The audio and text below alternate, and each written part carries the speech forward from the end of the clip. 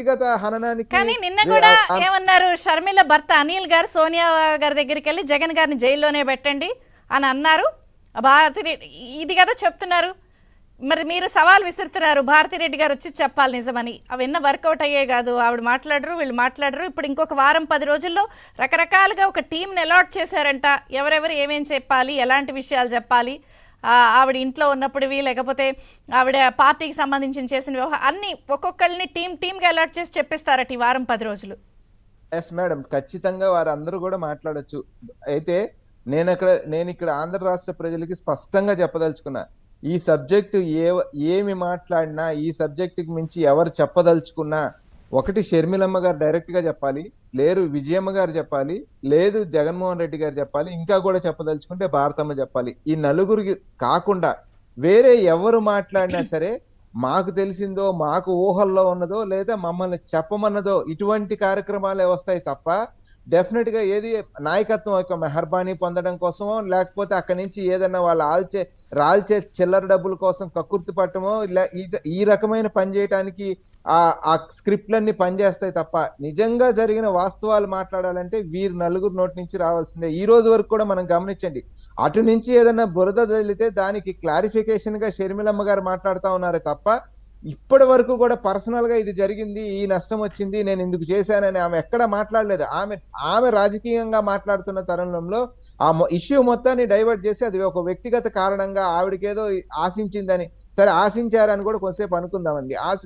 3200 కిలోమీటర్లు పాదయాత్ర చేసిన తర్వాత, అంటే సగానికి మించి పాదయాత్ర, తర్వాత బస్సు యాత్ర, ఇవంతా కూడా ప్రజల్లో మమేకమయ్యి షర్మిలమ్మ తిరిగిన తర్వాత ప్రజల్ని అర్థం చేసుకున్న పరిస్థితి జగన్మోహన్ రెడ్డి గారికి ఒక్కరికే ఎట్లా ఉంటుంది, షర్మిలమ్మకి ప్రజల్ని అర్థం చేసుకున్న తత్వం, ప్రజలు ఏం ఆశిస్తున్నారు, ప్రజలు ఏం ఆలోచిస్తున్నారు షర్మిలమ్మ గారికి అర్థమై ఉండదా?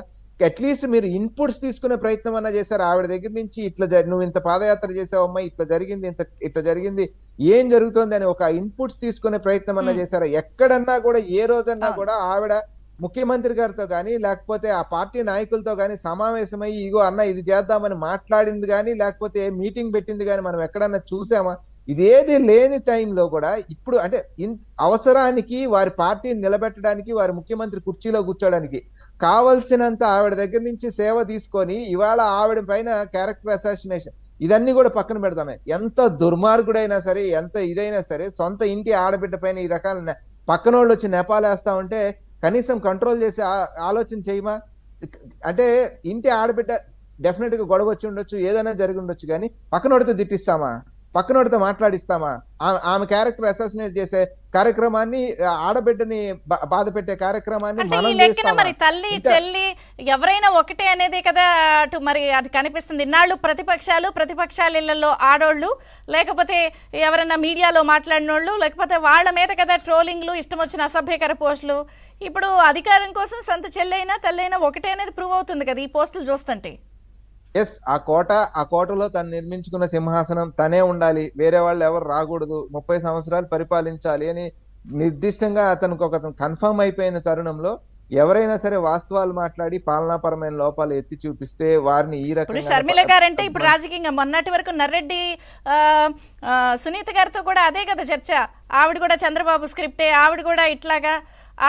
అప్పుడు వివేకా గారి క్యారెక్టర్ అసాసినేషన్ జరిగింది, అప్పుడు కూడా రెండో భార్యను సీన్లోకి తీసుకొచ్చిన. అంటే ఎవరైనా ఒకటే అనేది కళ్ళకి కనిపిస్తుంది కదా. ఇంకొక ప్రశ్న, ఇప్పుడు సునీత గారు షర్మిల గారు భేటీ అయ్యారు కదా, అంటే ఏంటి, దేని గురించి? ప్రత్యక్ష రాజకీయాల్లోకి వస్తారనా, లేకపోతే వివేక కేసు విషయంలో న్యాయ పోరాటం గురించా, దేని గురించి?